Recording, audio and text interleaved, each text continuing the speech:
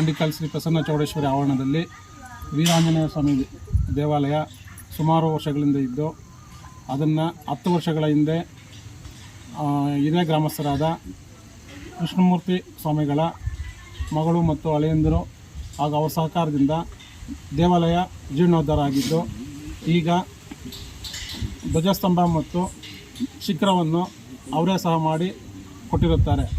ಈ ಧ್ವಜಸ್ತಂಭವನ್ನು ನಮ್ಮ ಗ್ರಾಮದ ಪಕ್ಕದಲ್ಲೇ ಹತ್ತಿರದಲ್ಲಿರ್ತಕ್ಕಂಥ ಉಪ್ಪುಂಟೆ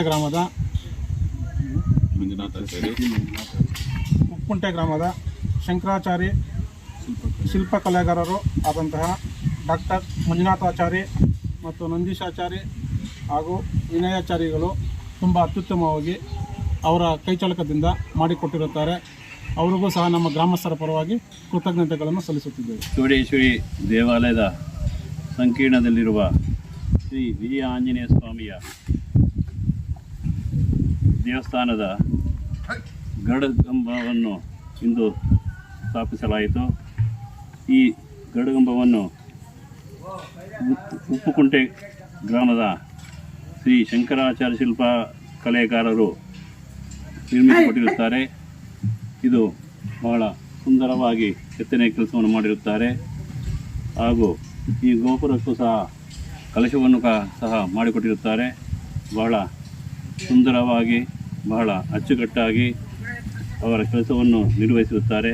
ಅದಕ್ಕಾಗಿ ಈ ಶ್ರೀ ಶಂಕರಾಚಾರ್ಯ ಕಲೆಗಾರರಿಗೆ ನಮ್ಮ ಪರವಾಗಿ ಹಾಗೂ ಮಂಡಿಕಲ್ ಗ್ರಾಮದ ಪರವಾಗಿ ಗ್ರಾಮಸ್ಥರ ಪರವಾಗಿ ವಂದನೆಗಳನ್ನು ಅರ್ಪಿಸುತ್ತಿದ್ದೇನೆ.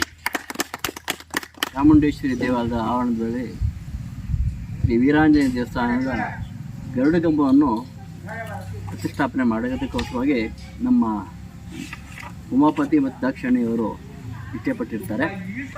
ಅವರ ಇಚ್ಛೆಯಂತೆ ಈ ದಿವಸ ಈ ಒಂದು ಕಾರ್ಯಕ್ರಮ ಭಾಳ ಅದ್ಭುತವಾಗಿ ನಡೀತು. ಇದರ ಶಿಲ್ಪಿಗಳಾದ ಶ್ರೀ ಕಾಳಕಾದೇವಿ ಪ್ರಸನ್ನ ಶ್ರೀ ಶಂಕರಾಚಾರ್ಯ ಶಿಲ್ಪಕಲೆಗಾರರು ಶಿಲ್ಪಿ ಡಾಕ್ಟರ್ ಎಸ್ ಮಂಜುನಾಥಾಚಾರ್ಯ ಅವರು ಭಾಳ ಅತ್ಯುತ್ತಮವಾಗಿ ಈ ಒಂದು ಧ್ವಜಸ್ತಂಭವನ್ನು ನಿರ್ಮಾಣ ಮಾಡಿಕೊಟ್ಟಿದ್ದಾರೆ. ಅವರಿಗೆ ಇನ್ನೂ ನಮ್ಮ ಚೌಡೇಶ್ವರಿ ದೇವಿ ಮತ್ತು ವೀರಾಂಜನೇಯನು ಹೆಚ್ಚಿನ ಶಕ್ತಿ ಕೊಟ್ಟು ಇನ್ನೂ ಉತ್ತಮ ಕಾರ್ಯಗಳನ್ನು ನಿರ್ವಹಿಸಿಕೊಳ್ಳಿ ಅಂತ ಆ ದೇವಾಲಯದಲ್ಲಿ ಪ್ರಾರ್ಥನೆ ಮಾಡ್ತೇವೆ. ಮಂಡಿಕಲ್ ಗ್ರಾಮಸ್ಥರ ಎಲ್ಲರಿಗೂ ನಮಸ್ಕಾರ.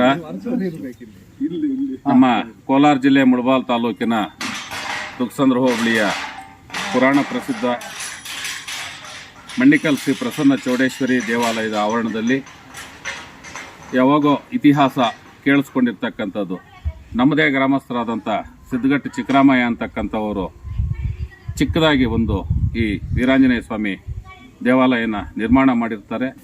ಅದನ್ನು ಒಂದು 10-12 ವರ್ಷಗಳ ಹಿಂದೆ ಮತ್ತಷ್ಟು ಅಭಿವೃದ್ಧಿ ಮಾಡಿ ಜೀರ್ಣೋದ್ಧಾರ ಮಾಡಿರ್ತಾರೆ. ಮತ್ತು ಇದೀಗ ಆ ದೇವರ ದಯೆಯಿಂದ ಅವರ ಕೃಪೆಯಿಂದ ನಮ್ಮೂರಿನ ಹೆಣ್ಣುಮಗಳಾದಂಥ ಹಾಗೂ ಈ ಶ್ರೀ ಪ್ರಸನ್ನ ಚೌಡೇಶ್ವರಿ ದೇವಾಲಯದ ಮೂಲ ಅರ್ಚಕರಾದಂಥ ಕೃಷ್ಣಮೂರ್ತಾಚಾರ್ಯರವರ ಮಗಳು ದಾಕ್ಷಾಯಿಣಿ ಅಕ್ಕವರು ಮತ್ತು ಅವರ ಅಳಿಯ ಉಮಾಪತಿಯವರು ಅವರಿಗೆ ಆಂಜನೇಯ ಸ್ವಾಮಿ ಬುದ್ಧಿ ಕೊಟ್ಟು ಇಲ್ಲಿ ಗೋಪುರ ಕಲಶ ಸ್ಥಾಪನೆ ಮತ್ತು ಧ್ವಜದ ಸ್ತಂಭ ಸ್ಥಾಪನೆಯನ್ನು ಮಾಡಿಕೊಟ್ಟಿರ್ತಾರೆ. ಅವರಿಗೆ ನಾವೆಲ್ಲರೂ ಸಹ ಗ್ರಾಮಸ್ಥರು ಹಾಗೂ ಸುತ್ತಮುತ್ತಲಿನ ಗ್ರಾಮಸ್ಥರ ಪರವಾಗಿ ಅವರಿಗೆ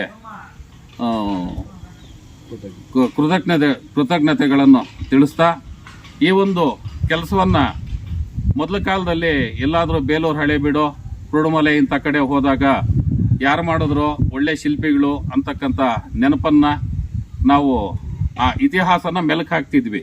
ಬಟ್ ಎಲ್ಲೂ ಹೋಗಬೇಕಾಗಿಲ್ಲ. ನಮ್ಮ ಮುಳಬಾಲು ಶ್ರೀನಿವಾಸರ ಬಾರ್ಡ್ರಲ್ಲೇ ಮುಡಿನೂರು ಪಕ್ಕದಲ್ಲಿ ಶ್ರೀನಿವಾಸರ ತಾಲೂಕು ಸೇರುತ್ತೆ.